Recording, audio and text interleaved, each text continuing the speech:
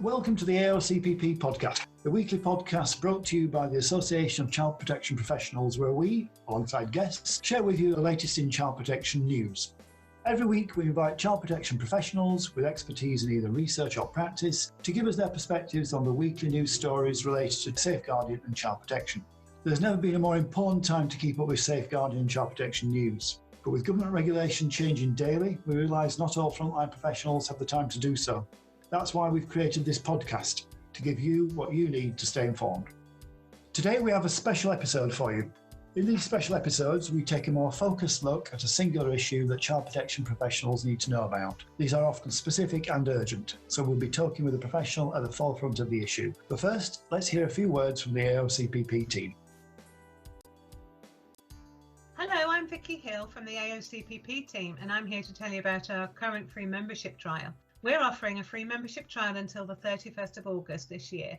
We realise that the next few months will continue to put pressure on child protection professionals, particularly those working on the front line, and that's why we're opening our resources to as many of you as possible. Those who sign up for membership will receive online access to our highly respected journal, Child Abuse Review. You get discounted entry to our future events, workshops and conferences, and access to our special virtual webinar this August on abusive head trauma. So much more on offer as well. So sign up for your free membership now and go to childprotectionprofessionals.org.uk to join. Thanks very much. Hello everybody, I'm Steve Myers. I'm a trustee of the Association of Child Protection Professionals. I'm your host for today. In today's episode, I'll be talking to Dr. Emma Katz about coercive control and domestic abuse. Dr. Katz is a leading research specialist in the harms caused by perpetrators to mothers and children in the context of domestic abuse and coercive control. She's a senior lecturer in childhood and youth at Liverpool Hope University and has won multiple awards for her research, including the Coercive Prize awarded by Women Against Violence Europe in 2016. Emma has also written for our academic journal, The Child Abuse Review. Her most recent article, When Coercive Control Continues to Harm Children, is now available to read and download, as is her 2016 article, Beyond the Physical Incident Model, which is one of our journal's most viewed articles to date. Alongside these, Emma is releasing a book entitled Coercive Control in Children and Mothers' Lives, which will be published in 2021 by Oxford University Press. So, Emma, thank you for talking to us today. We're living in a strange world at the moment of COVID lockdown. Issues around domestic abuse, domestic violence have been quite pointed, really. And I just wondered given your expertise, your experience, your research, what your thoughts are at the moment around those issues around coercive control, domestic abuse, and the lockdown and restrictions. Well, coercive control perpetrators, the clue's in the name, they're all about control. They want to control the people in their household, and that might be their intimate partner, or it might be their children, or other people in the household, possibly even their parents or their adult grown-up children. But the clue is in the name, it's all about control for them. With the pandemic, their usual freedoms and liberties as adults have been somewhat reduced because now there's many rules and regulations which are restricting their activities. So I think that in order to keep up their usual feeling of control, they'll be redoubling their efforts to control within the household to give them that sense of power and control.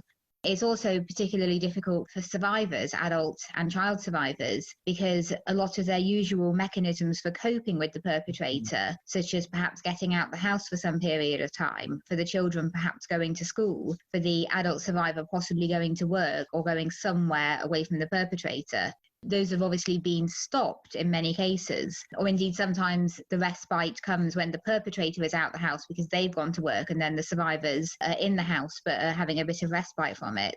So everyone's been forced to spend a great deal of time together with very little way of getting away from each other. It will certainly have amplified the horrors of the abuse a great deal.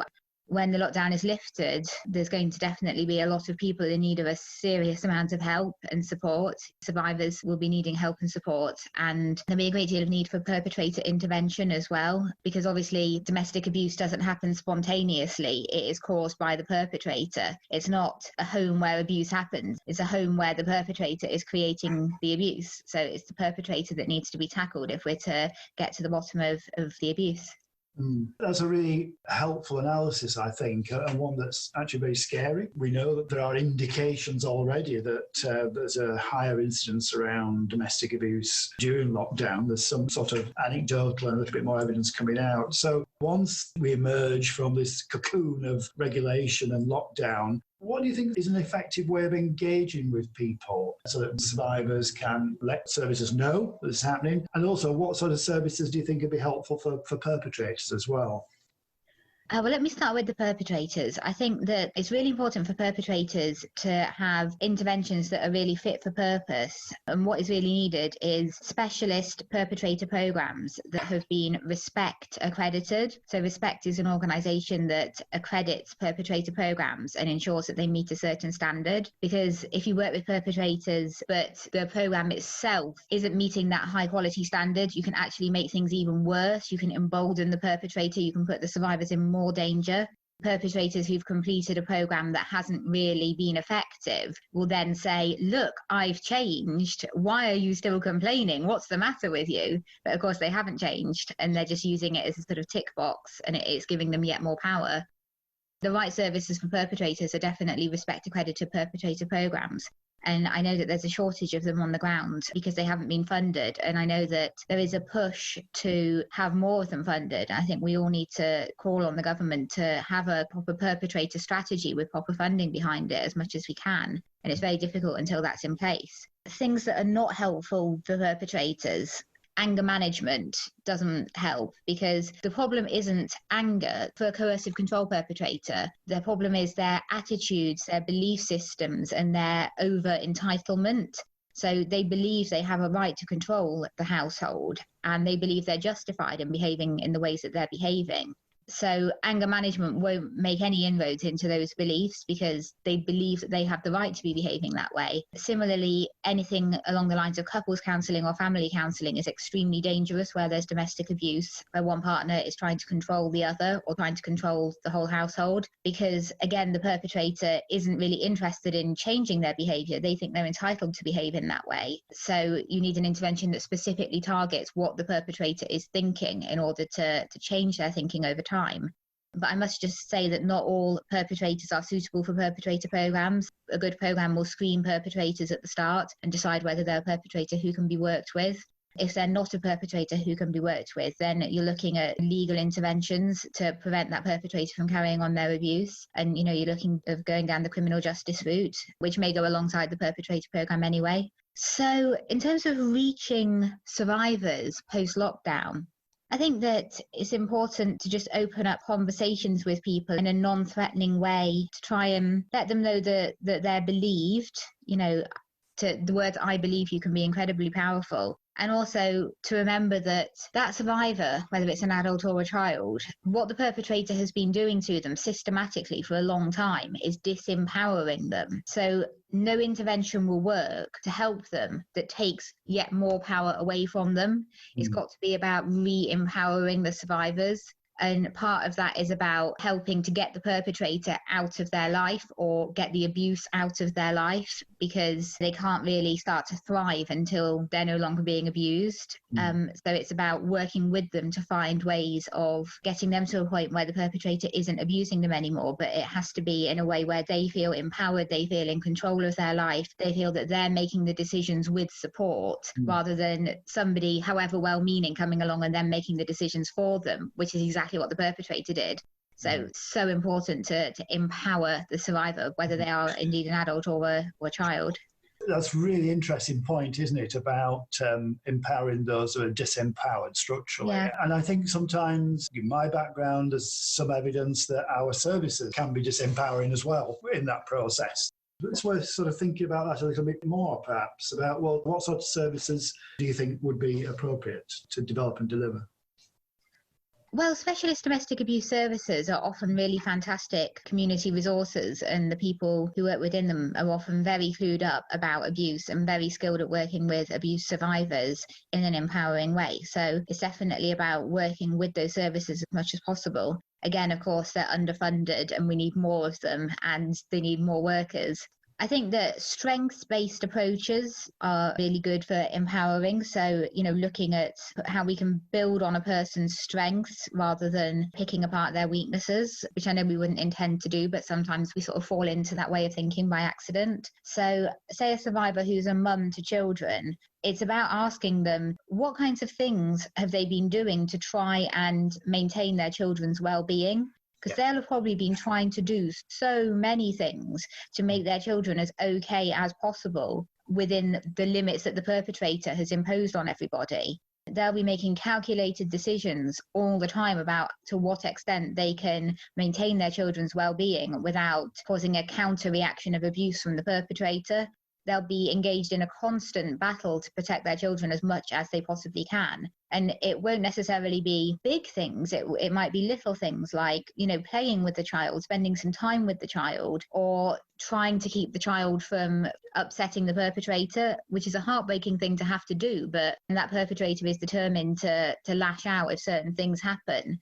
And obviously the survivor can't control the perpetrator because there's no way of doing that. The perpetrator will make that choice to abuse. Then just trying to manage the child's behavior to minimize that. That is a protective behavior, even though it's not ideal. So asking people, what have you been doing to try to survive? And asking people in what ways they've been trying to protect themselves as well, to make sense of their own thought processes, because abuse survivors know more about survival than we could ever imagine. It is their lived experience day after day after day. So they know what it is that they've been doing to try and survive and to help their loved ones to be okay as well. So it's just about opening up those questions and asking them strengths-based questions. Yeah, I absolutely agree. Survivors are the resource for dealing and managing with that abuse in many ways. They'll know how much danger they're in as well. And sometimes when they report how much danger they're in, it's not necessarily taken seriously. People can assess and say, actually, you're not in any danger. And they're saying, no, I really am. So it's important to take their assessment very seriously. But ultimately, the perpetrator has created a no-win situation. If you comply with them, you lose your freedom, you lose your autonomy, your very sense of self is eroded. And if you don't comply with them, then they punish you. And that might be emotionally, financially, sexually, physically. So the perpetrator has created an absolute no-win situation. Survivors are navigating that and are trying to find the least worst options. But what we need to do is to get that perpetrator's abuse out of that survivor's life. Until that happens, it is a no-win situation. It's picking the best of many different bad options. Yeah, it's an interesting distinction, I think, between getting the perpetrator out of the life and getting the abuse out of the life. They're not necessarily the same. And I think it comes back to your earlier comments about the need for perpetrator programs. We need programs that challenge effectively and support effectively as well perpetrators. In my background's working with people who are sexually violent, making sure that people are challenged appropriately is important, but also providing that sort of recognition of people who you need to change. Well, yes. And I think that, again, some perpetrators respond well to perpetrator programs and some don't. That needs to be recognised. The ones who are not engaging well are still an incredible threat and are still doing a lot of harm. But where perpetrators, they've really thoroughly engaged with a respect accredited perpetrator program, and it's clear that they have done a lot of good work on that program, then it may be that the survivor might want to keep the perpetrator in their life, perhaps still as a partner, but perhaps just as a co-parent or a friend. But of course, that has to be the survivor's choice, even if the perpetrator has gone through an incredible transformation and is now a very different person. If the survivor finds it triggering or upsetting in any way to have them in their life, then obviously they shouldn't be pressured to have them in their life. It's entirely the survivor's choice. And it's also their choice whether or not they want to forgive in any way. Forgiveness is a challenging concept, and for some people they find it helpful to forgive people for the wrongs that they've done, and other people don't find that helpful at all. And again, there should never be any pressure to forgive anybody or to make peace with anything, because that can be very unhelpful sometimes. Sometimes anger is helpful. Sometimes being outraged is the thing that is needed. Absolutely, yeah. People have a right to anger when they're treated badly. Yes, adults and children. Children Absolutely. have a right to be very angry with the perpetrator parent. Yeah, I mean, anger has a function, absolutely. It can be a rational process. So. Absolutely, yes. The survivors never signed up to be treated this way. If it's an intimate relationship, at the start of the relationship, the perpetrator seemed like the most lovely romantic partner. They seemed caring and protective and attentive. If the survivor had ever known what it would become later on, they'd have never got into that situation. But the perpetrator very carefully sort of sucked them in and then entrapped them slowly over time. Similarly, children never asked to be parented by somebody with abusive behavior. They were born into that situation. They couldn't help it. So yeah, people never made the choice to get into that situation, and they have every right to be very, very angry that that happened to them. I certainly think it's really helpful to be aware of that. Absolutely. And I think validating that's really important sometimes for people, survivors. It's interesting, Emma, we've talked about parents, couples, children. I suppose one of the issues that I'm interested in generally is around how gender plays out in these relationships and our understanding, if you like, our professional understanding of coercive control and domestic abuse. I've worked with a variety of different family styles in the past. So, for example, I've come across coercive control in same-sex relationships, for example. So I'm just thinking about the role of gender and from your research, your experience, how gender has impacted on your understanding of coercive control and domestic abuse. Absolutely. Well, my feeling about it is that we live in a society where one of the messages that we get, it's not the only message we get, but one of the messages that we get is be dominant, win at the expense of other people, accumulate power. And that's the sort of message that goes out fairly generally across society. But then you also have traditional stereotypical ideas about sex and gender, which say, men, you're the ones who should be powerful, you're the ones who should make the decisions in the relationship, you're the one who should be the head of the household, and women, you should be fairly subservient, you should be accommodating, you should try to please other people, you should be the peacekeeper, you should be gentle, you should be nurturing. So you've got that general message of be dominant, win at the expense of other people, but then you've got that gender message, which gives very different messages to males and females. So I think in that situation, it's not surprising that most perpetrators of domestic abuse are males in relationships with females, because those are the messages that we've been getting. So for a male coercive control perpetrator, their behavior is a more extreme version of stereotypical husband-father behavior, a much more extreme version of that stereotypical be the one with the ultimate say in the family, be the one who's most respected, be the one who's most deferred to. Coercive control perpetrators have just taken that a few stages further into a more extreme case. So it's relatively easy for them to do that because they're kind of swimming with the tide. They're behaving how men were told to behave, but they've just taken it to a much more extreme place. Now, if a woman were to try to dominate a male in a relationship, they're swimming against the tide. They're doing the exact opposite of what women have been traditionally told to do and to be. So it's much harder for them to get to that place where they can pull that off, which is why we see far fewer females, I think, behaving in that manner.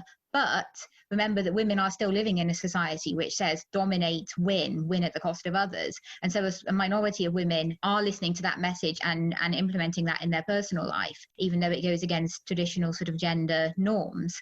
So I think that helps to explain it. We do see that although women can certainly be very badly behaved in intimate relationships, very few dominate their partners in a coercive control sort of way. So Andy Myhill of the Royal College of Policing has done some very interesting research on gender and coercive control. Well, he looked at people who'd experienced some form of domestic abuse, and they'd reported it in a survey that something had happened between them and their partner. And he looked at the breakdown of that between males and females. There were two questions on the survey, and one was about, has your partner behaved in such a way that you were frightened of them, either personally or you were frightened for your loved ones? And there was another question about, has your partner put you down so much that you felt belittled, you felt small?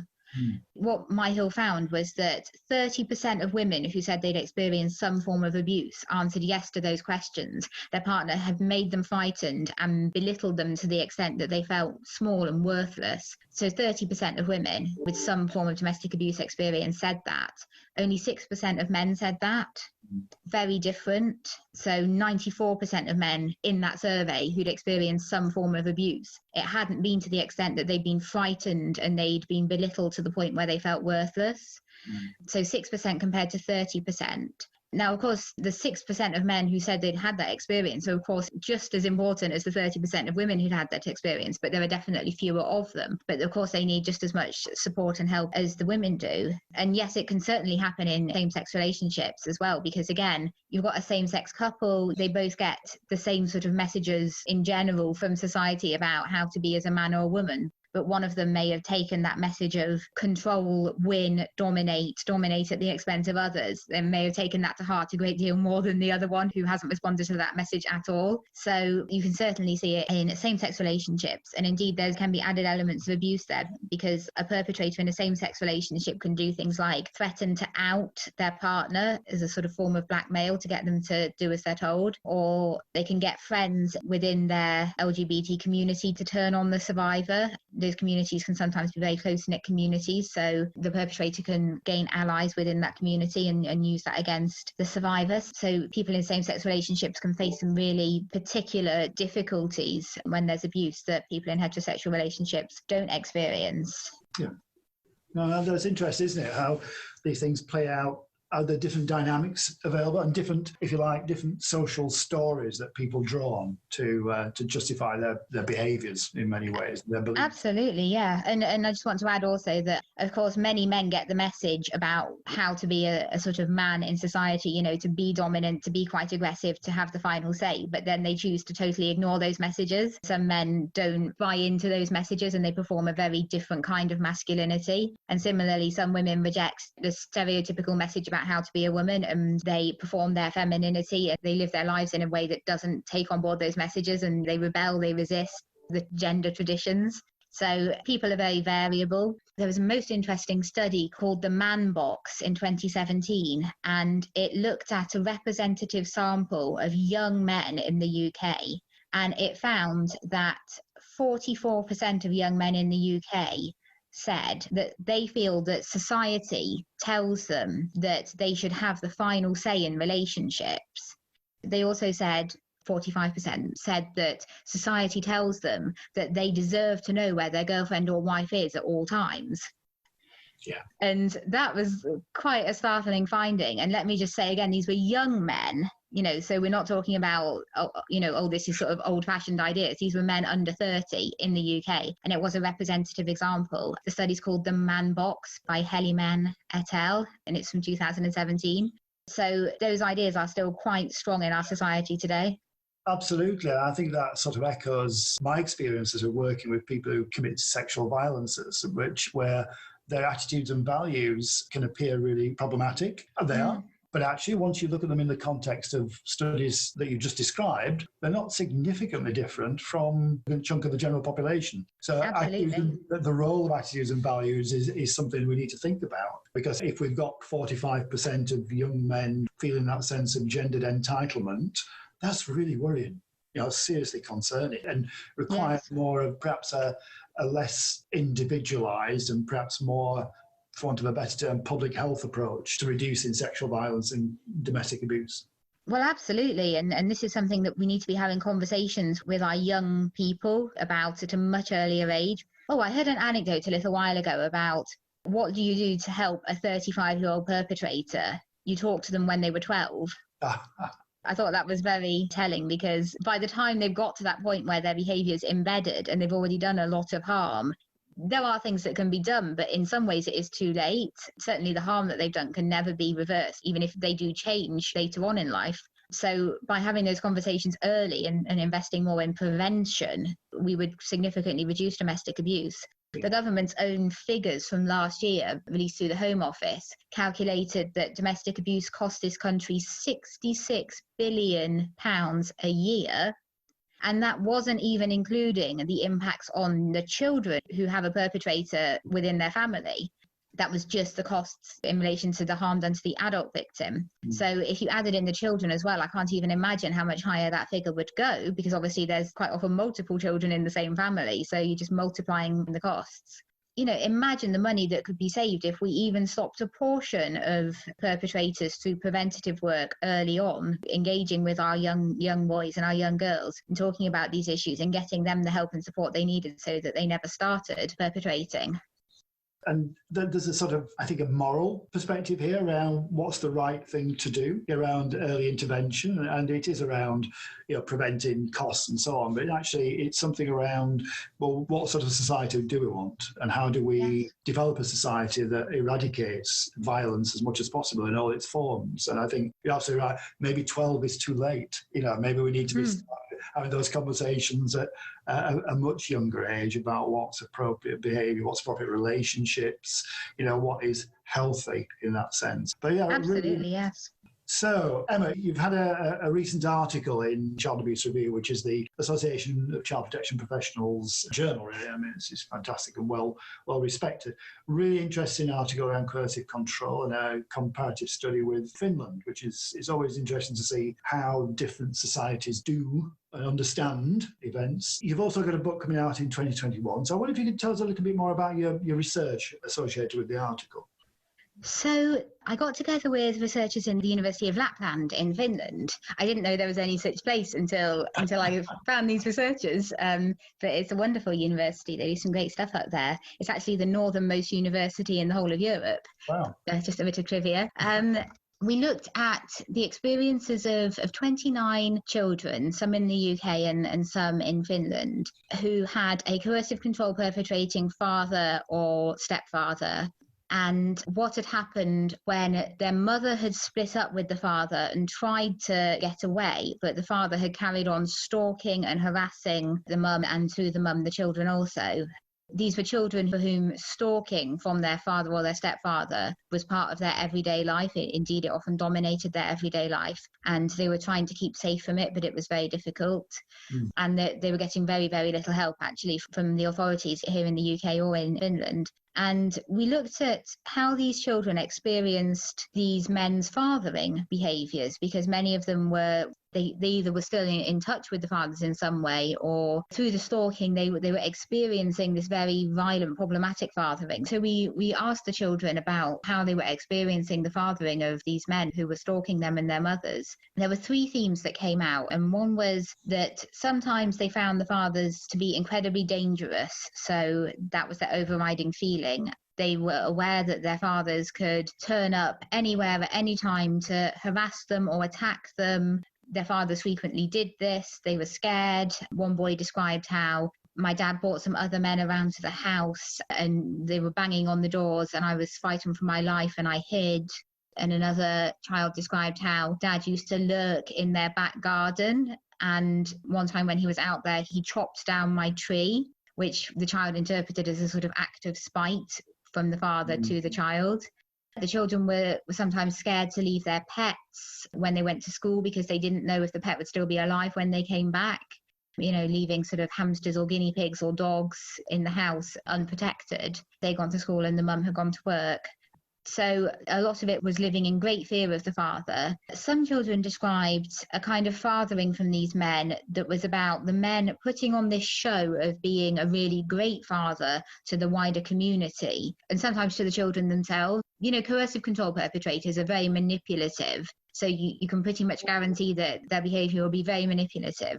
And one way that was occurring for the children is that dad would show up at the school and talk about what a great dad he was and make a big show of everyone seeing him greeting his children and loving them and being attentive towards them so that all the onlookers would think, oh, what a great dad.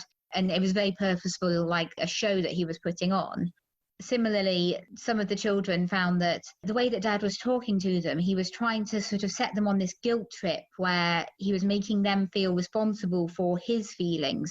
Two daughters described how they would go and see dad at the weekend and he would say, your mum makes me cry, your mum is making me so upset, I'm having to take antidepressants because of what your mum is doing to me. And then he would say things like, I'm so sad that you're not seeing me more often.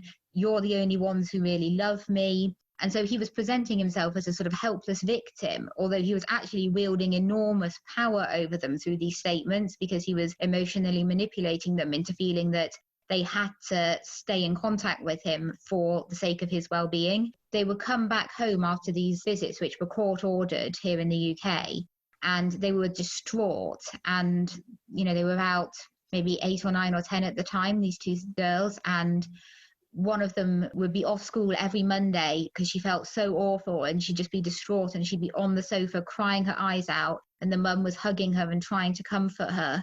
But there was nothing much that the child or the mum could really do about it because it was court ordered. Now, eventually, one of the daughters did make the decision to stop seeing Dad. And a pivotal moment for her had been when she'd seen a counsellor who'd actually managed to help her to understand that Dad was being very emotionally manipulative and that she didn't have to sort of put up with that behaviour. So a counsellor had helped her to see what was going on. But whoever that counsellor was, I'd love to shake their hand because they did a lot of good. She was able to stop seeing him. Now, he could have, of course, taken the mother back to court and probably forced the daughter to carry on seeing him. But by that point, he'd found a new victim. He was in a new relationship and he'd fathered a new child. So I suspect he was busy focused on controlling them. And so this daughter, who was now 9, 10, 11, managed to get away. But I'm sure he could have insisted that she carried on if he'd have had a mind to, which is disturbing. And then the third theme was that some children felt that even though their dad wasn't there, they were constantly scared of him. They felt they couldn't move freely in their community because, with good reason, they were scared that he might appear at any moment to kidnap them. You know, in some cases, he'd done that before. So they may not have seen him for months or even years, but they were still terrified to move freely around their community because they knew he was out there. And they knew that if something happened, they may never have even been given back to their mother. She may never have been able to get them back. So they were terrified. They described how they would constantly check that the doors and the windows were locked at night to try and give themselves some sense of security. Some of them were sleeping in their mother's beds because they were scared at night, and again, try to feel better that way. And, you know, these were sort of 12, 13-year-olds who you wouldn't expect to be in their mother's beds, but they were scared. So one thing that we really took from that was that it doesn't matter how long ago the last incident was. For the children, the threat is ever present, and, you know, they know that that perpetrator is still out there. So their needs seem to be completely unaddressed and nobody seemed to be helping them. And it was having a big impact on their mental health, on their education, you know, on their ability to be part of their communities, to make friends. It was having such negative impacts on them. So there was so much more that needed to be done to support these children, and their needs were very much unaddressed. And of course, their mothers were heartbroken that this was happening to the children and were doing the best that they could. But of course, they were survivors and victims as well, and they were under similar threat from the perpetrator too. No, it's just absolutely harrowing to hear some of those stories, you know, the real pain that's been inflicted. I'm just wondering, I mean, those families, were child services involved in them at the same time? So were services not listening, not recognising what was happening in those families? In some cases, some services were involved, and in other cases they weren't. I think that it was more a question of the perpetrator having this ongoing freedom to be able to appear at any time, or, you know, the family courts allowing them to see the children every weekend. So until the perpetrator was stopped, there was not much that could be done to help the survivors because the abuse is ongoing. So until the perpetrator was stopped, they were kind of stuck. And also, I think they probably needed a great deal of therapeutic support that nobody had realised that they needed or had the funding to offer them. It's very, very difficult, certainly in this country, to get mental health support for children, and the thresholds are so high to get seen by child and adolescent mental health services at the moment. So yeah, there was a lot of unmet need. In some cases, social services were aware, but of course, this is post-separation, and there's often the misconception that once the relationship has ended, the children will be safe. But the problem is that the cause of the abuse isn't the relationship, it's the perpetrator. And the perpetrator most likely have have no intention of stopping their abuse just because their partner has said they want to separate. Indeed, separation is the most dangerous time because the perpetrator has lost control over these people who they've been so invested in controlling, and they'll double down their efforts to get that control back. The stalking and the ongoing emotional manipulation and all of that is the perpetrator trying to maintain that control, even though they're no longer in a relationship with the adult survivor. So yeah, I think more needs to be done to address the fact that adult and child survivors are usually not safe post-separation because the perpetrators are not being stopped. Sometimes they are stopped, and sometimes there are effective ways of stopping them, such as imprisoning them, or sometimes something like a non-molestation order can work, but a lot of perpetrators seem to violate them with total impunity. Something that came through very strongly in my research was how few perpetrators had faced any consequences for their actions. Of the 15 children in the UK, only one perpetrator was in prison at the time that I interviewed the families, and that perpetrator had used weapons against police officers when they'd responded to an incident, and that's why he was in prison. But the others who'd harmed their partners and children night after night for years were not in prison. No, that's a really telling analysis, isn't it, really? I just wonder, Emma, in terms of, the audience for the AoCPP is sort of child protection professionals. So any sort of key messages, because this has been fascinating, this conversation, absolutely fascinating, but any key messages from your research and your expertise that you'd like to share with the audience? I would say it's really important to keep naming the problem as the perpetrator, because the survivor parent, who's usually the mum, never asked to be in this situation, has got completely entrapped by the perpetrator. And the perpetrator is the one who is dominating and manipulating the situation, like a sort of puppet master pulling the strings. So the problem that needs to be tackled is the perpetrator.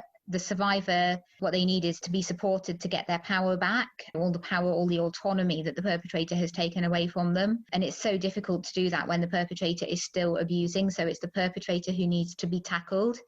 Yeah, so I think that would be my main message. We need to have much more robust spotlight on the perpetrator and what they're doing, and definitely not assume that the perpetrator will stop post-separation. We need to have plans that keep the children and the adult survivors safe and together as much as possible in the long term. We know that mums who've been through abuse are often their children's main source of coping. Studies have asked children, what's the main thing that helped you to cope while all of this was going on? Most of the time they'll say, it was my mum. Not all of them will say that, but most of the time they'll say, it was my mum. So the mums are an enormous source of coping for the children, even though the mums are going through so much themselves. Not in every case, and in some cases there are mums who would have had real parenting issues in any circumstance, even if their partner had been the most lovely person in the world. But in most cases, the mums are actually incredible parents who are trying their hardest in an impossible and nightmarish situation. So I think lots of empowerment for the survivor parent and for the children, and really rigorous spotlight on the perpetrator. They won't stop until someone stops them or something stops them. Right, that's good to hear, Emma. I think that perpetrator taking responsibility and seen as being responsible is an absolutely important message to take away, and actually removes the focus, which is on the women in the relationship. So that's fantastic to hear. Emma, I'd really like to thank you for your contribution today. It's been absolutely fascinating. Based on really sort of interesting evidence, your research is fascinating, and some really strong, powerful stories there about people's lived experience, and that everybody who's listened to this podcast will take away and hopefully think about and include in their professional decision making as we go forward. So I'd just like to, on behalf of the AoCPP, I'd like to thank you for the podcast. Thank you, Steve. And I'd also like to thank my co-authors from the University of Lapland, Professor Maria Leitinen and Dr. Anna Nikopaturi, who have been absolutely wonderful to work with and so kindly pooled their data with mine so we could compare the experiences of UK and Finnish children. Fantastic. Thank you very much, Emma. Thank you for listening to the AoCPP's podcast. If there are any specific topics you want discussed in future episodes, email us at hello@aocpp.org.uk. And if you would like more information about the Association of Child Protection Professionals, including the free membership trial that we are running for the next few months, then visit our website at childprotectionprofessionals.org.uk. Thank you.